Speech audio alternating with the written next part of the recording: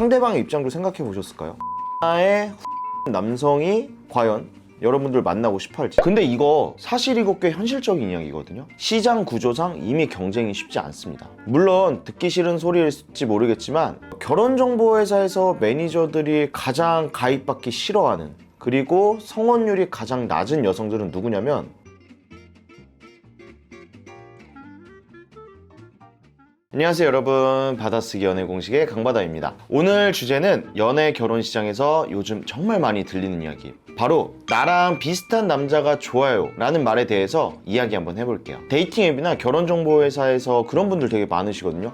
나이는 나랑 뭐 한 두세 살? 이 정도면 좋고, 그리고 학교는 내가 어느 학교 나왔으니까 저랑 비슷했으면 좋고, 집안도 저랑 비슷했으면 좋겠고, 외모도 그냥 저랑 비슷한 사람, 이런 이야기 진짜 많이 하시거든요. 이게 겉으로는 엄청 합리적이고 현실적인 기준처럼 들리거든요. 근데 아이러니하게도 이 말 자주 하는 분들이 연애와 결혼에 가장 어려움을 겪습니다. 대체 왜 그럴까요? 이런 말씀 정말 많이들 하세요. 외모에 착시라고 보통 이야기하는데, 많은 분들이 나랑 비슷한 수준의 외모면 충분하다고 말하시는 여성분들 진짜 많거든요. 근데 연애 결혼 시장에서 남녀의 외모 가치가 똑같이 평가될까요? 저는 그렇지 않다고 생각합니다. 여러분, 예쁜 여자보다 잘생긴 남자가 귀하다는 말 들어보셨죠? 근데 이거 사실이고 꽤 현실적인 이야기거든요. 한국은 뷰티와 성형의 최강국이에요. 특히 여성분들은 외모 관리나 성형에 훨씬 익숙하고 투자하는 분들도 많습니다. 이 말이 무슨 말이냐면, 태어날 때 잘생긴 남자랑 예쁜 여자의 비율이 같더라도 나이를 먹을수록, 즉 성인이 되면 될수록 이쁜 여자들이 훨씬 더 많아진다는 얘기죠. 게다가 외모에서 중요한 건 얼굴만이 아닙니다. 특히 요새는 남자의 키가 큰 경쟁력이거든요. 2025년 기준으로 남자 키 180 이상은 상위 12%에 불과합니다. 만약에 남자 키 180 이상의 훈훈한 외모에 여기에 몸 관리까지 원한다면 그거는 정말 유니크한 매물을 찾는 겁니다. 즉, 제가 하고 싶은 말은 남자랑 여자랑 비슷한 외모라는 거는 남자가 훨씬 더 희소하다는 얘기입니다. 그래서 나랑 비슷한 외모를 찾는다는 것 자체가 사실 더 유니크한, 즉 본인보다 더 상향혼을 찾는 거랑 마찬가지라는 거죠. 다음은 나이입니다. 에이징 커브라는 말 들어보셨나요? 제가 항상 얘기하지만 저는 20대는 연애 시장에서 여성이 압도적인 우위를 점한다고 생각하거든요. 젊음 그 자체가 바로 가치이기 때문이죠. 하지만 전성기가 분명한 만큼 하락 시점도 뚜렷합니다. 보통 30대 초반부터 여성의 에이징 커브는 시작됩니다. 반면 남성은 35세 전후가 오히려 전성기라고 저는 생각하거든요. 경제력과 안정감을 갖추기 시작하는 시기이기 때문입니다. 예를 들어서 30대 초중반 여성분이 나랑 비슷한 나이의 남자를 찾는다면 시장 구조상 이미 경쟁이 쉽지 않습니다. 우리가 보통 4살 차이는 궁합도 안 본다는 말이 있죠. 결혼 시장에서 나이는 평균적으로 남자가 조금 많은 쪽이 자연스럽거든요. 여성의 나이가 많을수록 그 차이를 더 열어야지 공정한 매칭이 이루어집니다. 물론 듣기 싫은 소리일지 모르겠지만 많은 결정사에서 공통적으로 하는 이야기가 있죠. 여성분이 결정사 가입을 생각한다면 하루라도 어릴 때 결정사에 가입하는 게 훨씬 유리하다. 이 말 괜히 나온 소리 아니거든요.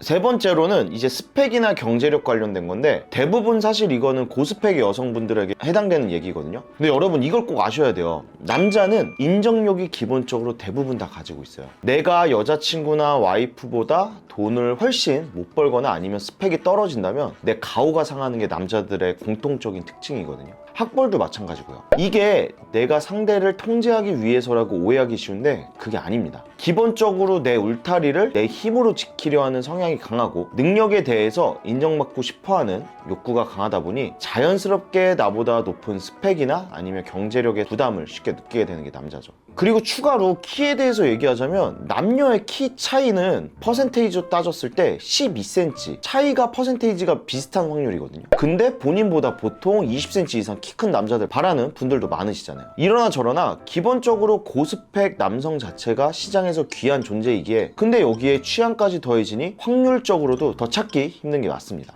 그리고 그런 분들도 꼭 계세요. 키 큰 여성분들이 오셔서 내가 키가 크니까 키 큰 남자를 만나는 게 당연하다, 그리고 이게 나랑 비슷한 거다라고 생각하시거든요. 남성의 키와 여성의 키가 같은 가치를 가질 거라는 생각 자체는 잘못된 생각입니다. 조금 더 쉽게 설명을 하자면, 남성의 큰 키는 여성분들에게 아주 큰 매력 포인트지만 여성의 큰 키가 남성에게 매력 포인트냐? 저는 아니라고 생각하거든요.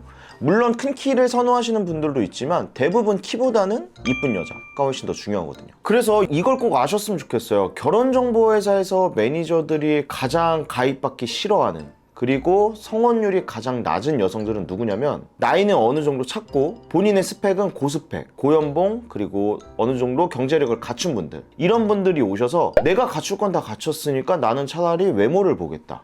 아니면은 본인이 나이가 충분히 있음에도 불구하고 저는 차라리 연하 만나는 게 나은 것 같아요 라고 하시는 분들, 여러분 근데 상대방의 입장도 생각해 보셨을까요? 연하의 훈남 남성이 과연 여러분들 만나고 싶어 할지, 이거는 한 번쯤 생각해 보셨으면 좋겠어요. 오늘의 결론을 말씀드리자면 나랑 비슷한 사람이란 말은 듣기에는 합리적이지만 실제 시장의 수요와 공급 그리고 가치의 흐름을 간과한 생각일 수 있다는 거. 결국 연애와 결혼은 현실의 숫자와 사람의 심리가 함께 작동하는 시장입니다. 이걸 이해한다면 훨씬 전략적이고 현명한 선택을 할 수 있다고 생각합니다. 없어도 너무 없어 라고 푸념하시는 마음 다 이해되지만 이번 컨텐츠를 보고 스스로 자기를 한 번쯤 돌아보면서 내가 원하는 사람들은 어땠을까 생각해보는 시간을 가져보는 건 어떨까요? 오늘 준비한 영상은 여기까지고요. 영상이 조금이라도 도움이 되셨다면 구독과 좋아요, 알림 설정까지 부탁드리겠습니다. 감사합니다.